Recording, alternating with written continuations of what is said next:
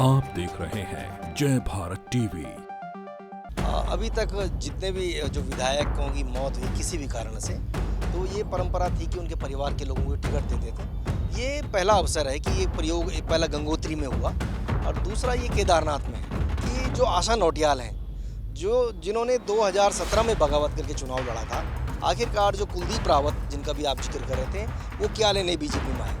अब उनका स्टैंड क्या होगा कि मनोज रावत को आगे लाने से पहले ही उन्होंने मतलब जिस प्रकार प्रेस कॉन्फ्रेंस में उन्होंने खड़ा किया और फिर नाम अनाउंस किया, एक तो ये बदलाव देखने को मिला। ऐश्वर्या का क्या होगा, मतलब वो जो कल कह रही थी कि शैलपुत्री हैं, अपनी माँ के सपनों को आगे बढ़ाने की वो बात कर रही थी, तमाम तरह की जितनी भी बातें हो रही थी वो सब एक दो दिन में स्पष्ट हो जाएगा। केदारनाथ उपचुनाव को लेकर बीजेपी और कांग्रेस ने लंबा मंथन किया और उसके बाद दो प्रत्याशी मैदान में उतार दिए गए हैं। बीजेपी की ओर से पूर्व विधायक रही आशा नौटियाल पर दांव खेला गया है और कांग्रेस ने पूर्व विधायक मनोज रावत पर विश्वास जताया है। अब कहानी क्या इसके आगे बढ़ रही है और किस तरफ जाती दिख रही है? बीजेपी और कांग्रेस के बीच सीधा मुकाबला है, ये सभी को मालूम है, लेकिन जो दूसरे प्रत्याशी चाहे निर्दलीय के तौर पर रहे हों या वो किसी पार्टी से चुनाव लड़ रहे हों, वो जो 200, 300, 400, 1000 वोट, 10,000 वोट का जो खेल होता है दूसरे प्रत्याशियों के बीच में, वो तय करता है केदारनाथ का चुनाव कौन जीतेगा। क्या आगे संभावनाएं हो रही हैं? नज़रें कुलदीप रावत पर भी हैं जो लगातार निर्दलीय यहाँ से चुनाव लड़ते रहे हैं। इसके अलावा आम आदमी पार्टी का रुख क्या रहने वाला है, समाजवादी पार्टी का रुख क्या रहेगा, उत्तराखंड क्रांति दल ने अपनी ताल ठोक दी है। तो ये तमाम सिनारियो अब क्या बन रहा है केदारनाथ सीट पर, ये जानने के लिए हमारे साथ वरिष्ठ पत्रकार गजेंद्र रावत हैं। गजेंद्र जी, दोनों पार्टियों के लिए ये तो पहले लग रहा था एक नज़र में कि यहाँ से मनोज रावत होंगे, यहाँ से आशा नौटियाल होंगी, लेकिन बीजेपी ने आशा नौटियाल को शैला रानी रावत के जो मृतक आश्रित है वो फिलहाल उस परंपरा को ख़त्म किया, उन्होंने बाहर टिकट दे दिया, यहाँ से मनोज रावत आए हैं। क्या दोनों का जो प्रत्याशी चयन है वो यही होना था या कोई स्ट्रैटेजी आपको लग रही है इन दोनों प्रत्याशियों में? अभी तक जितने भी जो विधायकों की मौत हुई किसी भी कारण से, तो ये परंपरा थी कि उनके परिवार के लोगों को टिकट देते थे और महेंद्र भट्ट से लेकर तमाम लोगों के बड़े बयान थे इसमें कि भाई उन्होंने भी, उनका परिवार भी काम करता है इसलिए उनको जो है दिया जाता है टिकट। ये पहला अवसर है कि ये प्रयोग पहला गंगोत्री में हुआ, जब गोपाल रावत की मौत होने के बाद उनकी पत्नी जो शांति रावत टीचर थी, उन्होंने रिज़ाइन भी कर लिया था, वो क्षेत्र में काम कर रही थी, उनको टिकट नहीं दिया। और दूसरा ये केदारनाथ में है, ये संयोग है या प्रयोग है कि दो धाम में ऐसा हो रहा है। इससे पहले आपने प्रकाश पंत की मौत होते हुए देखा, सुरेंद्र सिंह जीना की मौत हुई, सुरेंद्र राकेश की हुई, तमाम तरह के जितने भी लोग थे, तो अमूमन ये देखने को आया कि भाई उनके परिवार के लोगों को टिकट देते थे। लेकिन इस बार ये जो चेंज आया है, इस चेंज के पीछे क्या इनके इक्वेशंस है, क्या सोच रहे हैं, ये तो आने वाला वक्त तय करेगा। लेकिन एक बात और बड़ी जो इसमें है कि जो आशा नौटियाल हैं, जिन्होंने 2017 में बगावत करके चुनाव लड़ा था, उनको जो है आपने फिर जो है प्रदेश जो महिला मोर्चा का प्रदेश अध्यक्ष उनको बनाया, अब उनको टिकट भी दे दिया गया है। और वहाँ पर अजेंद्र अजय जो टिकट मांग रहे थे बीकेटीसी के चेयरमैन, उनको जो क्या वो सोना विवाद के कारण उनका नाम कटा, क्या कर्नल कोठियाल का नाम किन परिस्थितियों में कटा, चंडी प्रसाद को क्यों कंसिडर नहीं किया गया, ये वो तमाम सवाल हैं जो भाजपा के भीतर ही कई सवाल खड़े कर रहे होंगे कि आखिरकार जो कुलदीप रावत जिनका भी आप जिक्र कर रहे थे, वो क्या लेने बीजेपी में आए, अब उनका स्टैंड क्या होगा, या वो सब ये सारे लोग भाजपा की उस स्ट्रेटजी के तहत वो ट्रैप हो गई हैं जो भाजपा ने पहले दिन तय किया था कि वो 2022 के चुनाव में 71% जिन लोगों ने वोट पाए थे बीजेपी से और इंडिपेंडेंट्स, आम आदमी पार्टी, जो तमाम लोग थे, उनमें से जिन जिन लोगों को मिलाकर 71% वोट पड़ा, वो सब आज बीजेपी के पास है। और जो ये बदली हुई परिस्थितियाँ हैं कि वो बीजेपी ने क्या अपने पक्ष में कर ली हैं,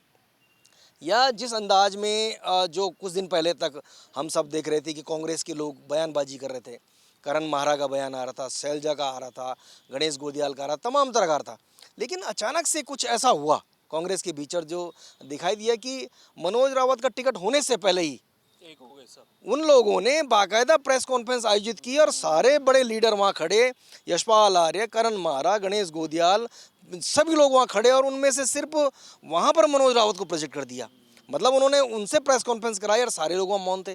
तो वो जो मुझे लगता है कि हो सकता है उनको लगा हो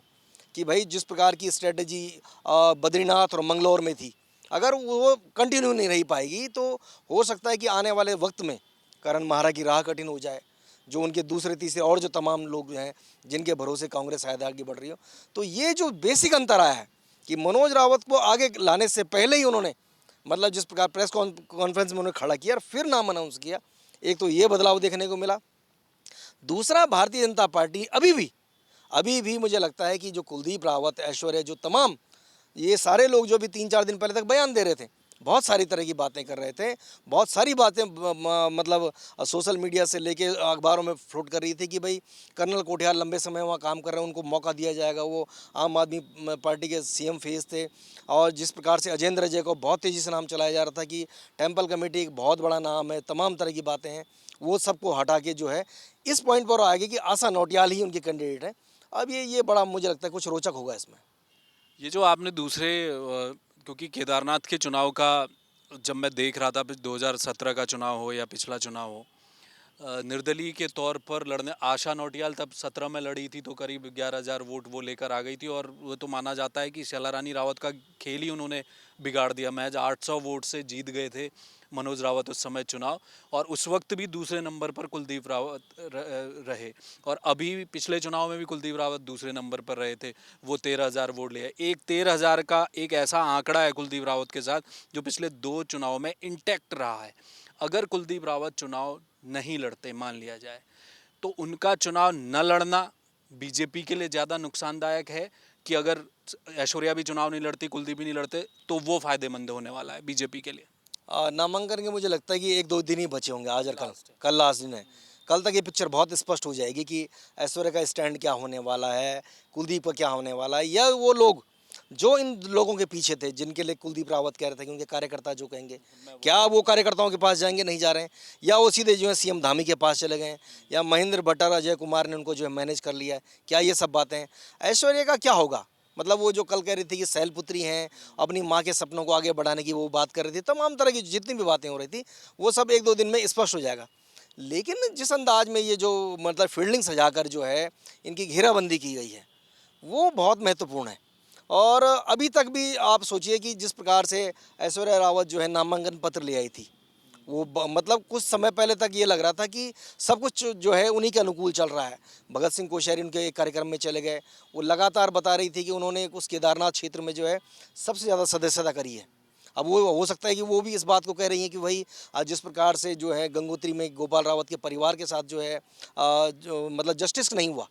जब आप हरबंस कपूर की पत्नी को टिकट दे रहे हैं तो गोपाल रावत की पत्नी को नहीं दिया, तो एक मैसेज गया मार्केट में। आपने जो है सुरेंद्र सिंह जीना के भाई को टिकट दे दिया, सुरेंद्र सिंह जीना के भाई को अगर आपके लिए महत्वपूर्ण थे, तो निश्चित रूप से जो ऐश्वर्या रावत कह रही हैं, कई दिन से उनके लगातार बयान भी आ रहे हैं, वो सब बातें अगले 2-3 दिनों में मुझे लगता है कि बहुत मैच्योर होंगी।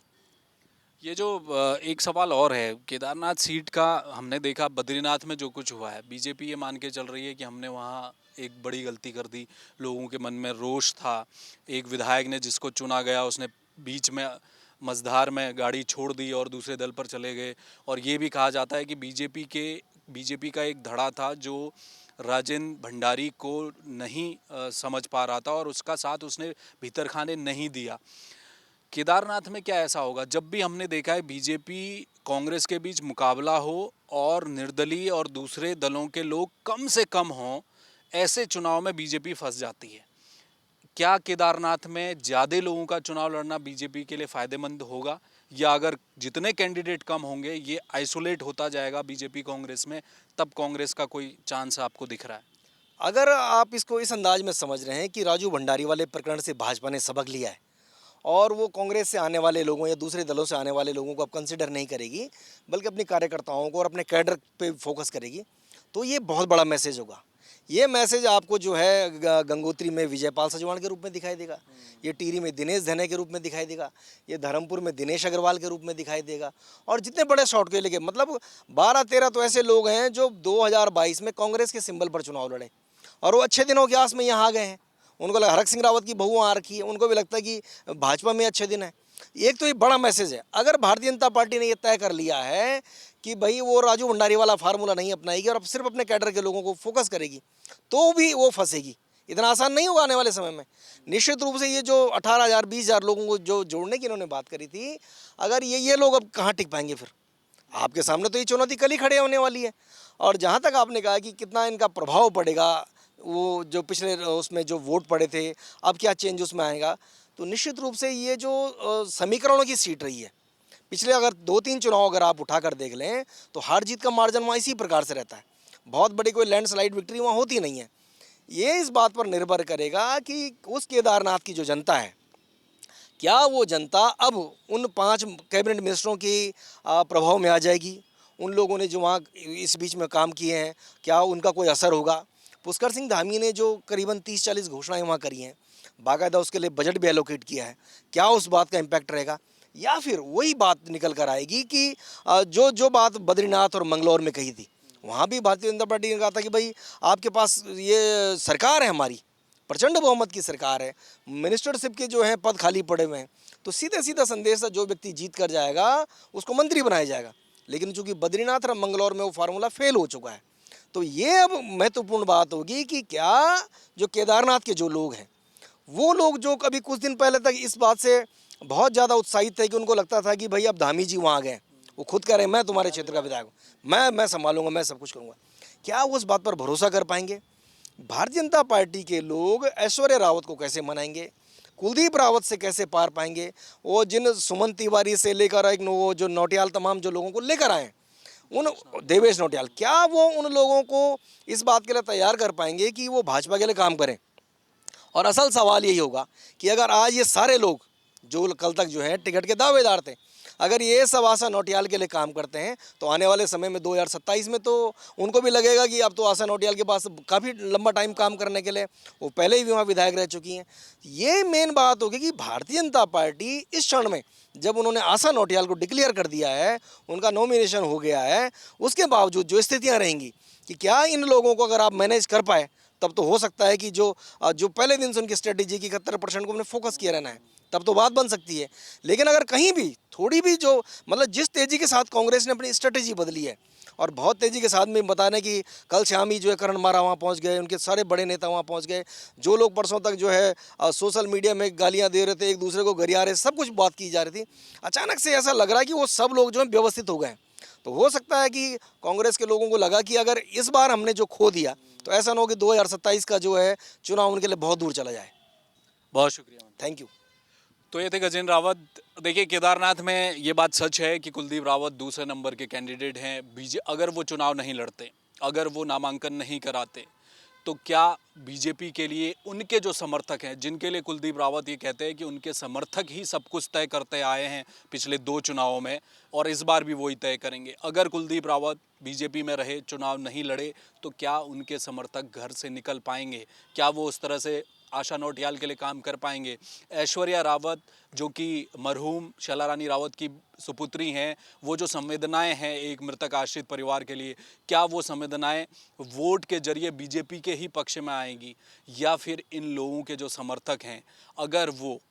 घर से कम निकले, और निकले तो वो वोट छिटक कर अगर कहीं गया और कहीं गलती से कांग्रेस की तरफ नाराज़गी जताने के लिए हाथ के पंजे को बटन न दबा दें, तब फिर मामला बहुत उलझ जाएगा बीजेपी के लिए। देखना ये होगा कि अब कुछ ही वक्त बचा है, 20 नवंबर को वोटिंग होनी है, तब तक बीजेपी अपने नाराज जितने लोग हैं उनको कैसे मैनेज करती है। कैमरामैन मयूर उपाध्याय के साथ हेमभट्ट, जय भारत टीवी।